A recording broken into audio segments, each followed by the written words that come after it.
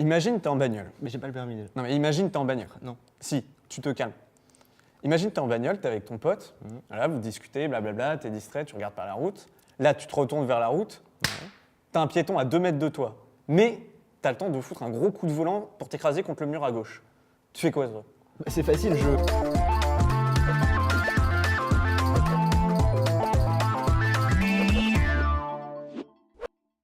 Tu es sûrement au courant des avancées technologiques spectaculaires des intelligences artificielles et de la voiture autonome. Mais est-ce que tu t'es déjà demandé ce qu'il se passerait si les freins de ta voiture lâchaient, le frein pareil, t'as un mur à droite, t'as un mur à gauche et tu te retrouves face à un piéton sans aucune échappatoire possible? Ça te semble alambiqué et presque irréalisable, mais pourtant ça pourrait arriver. Et cette question, Moral Machine tente d'y apporter une réponse. Alors tout d'abord, qu'est-ce que les Moral Machines?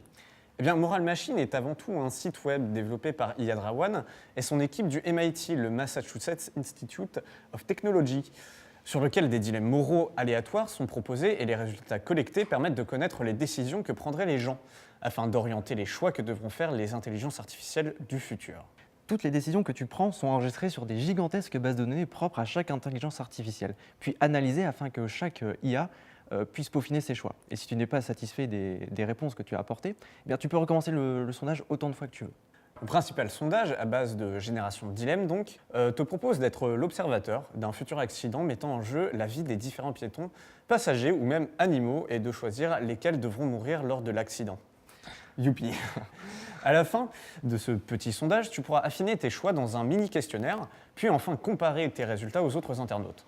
Le site est ouvert à tous, alors si tu veux dès maintenant commencer à mettre ta pierre à l'édifice, tu peux te rendre dans la description pour commencer à te demander si tu es une horrible personne d'avoir choisi 2 femmes athlètes plutôt que les 3 vieux sans-abri.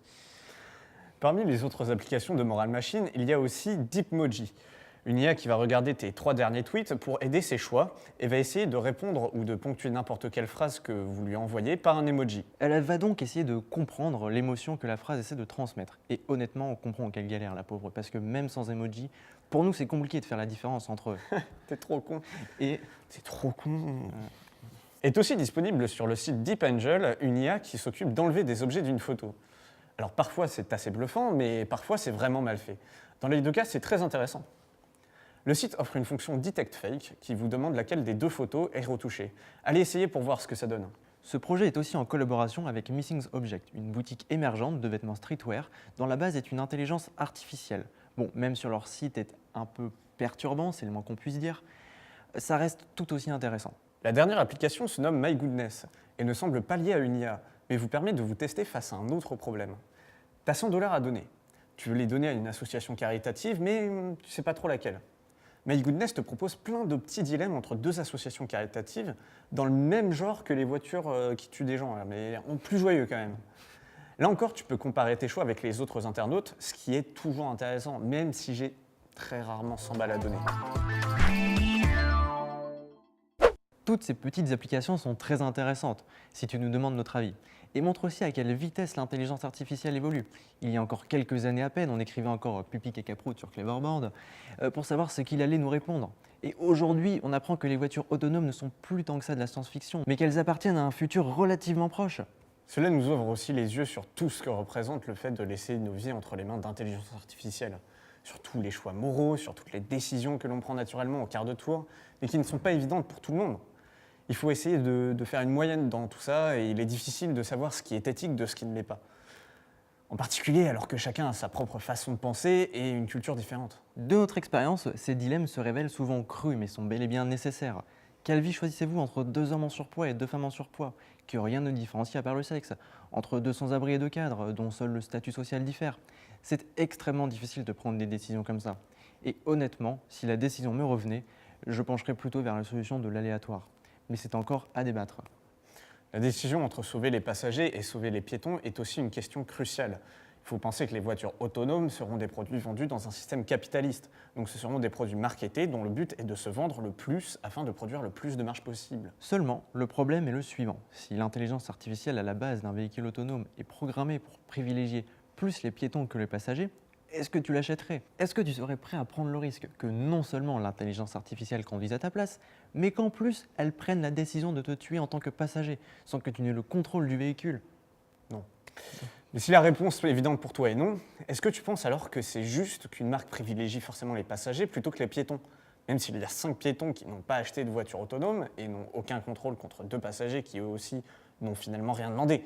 Ils ne conduisent pas. Ou encore plus difficile, qu'est-ce qu'il se passe si ta voiture se fait hacker? Est-ce que notre vie est aux mains de quelqu'un de potentiellement malfaisant? Mais revenons-en à nos dilemmes.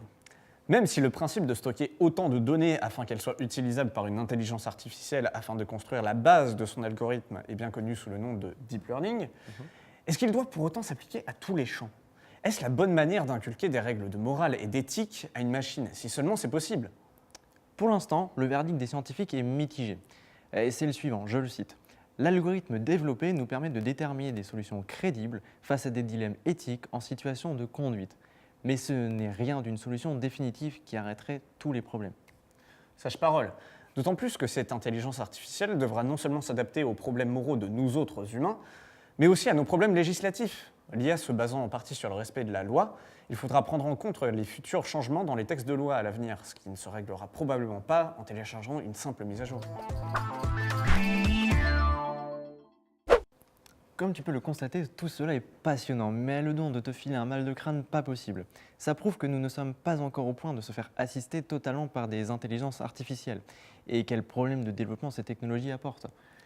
Ce que nous, on trouve bien dans tout ça, c'est le fait que les scientifiques se réfèrent littéralement au reste du monde pour des choix pareils. On trouve que c'est une démarche saine et qui est en fait plutôt répandue dans le monde scientifique. Seulement, je ne vois pas tant de gens que ça participer à ce genre d'études. Et c'est ce que nous, on vous invite à faire à la fin de la vidéo.